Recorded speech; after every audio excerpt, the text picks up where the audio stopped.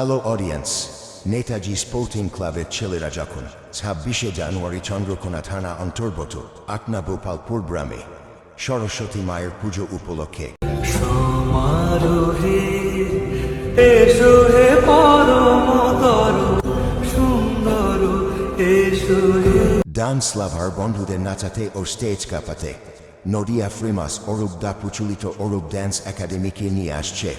তার সঙ্গে যখন থাকছে মিস মিষ্টি, মিস নন্দিনী ও অন্যান্য ড্যান্সার থাকছে, তখন তো সবাইকে দেখতে ও নাচতে আসতেই হবে।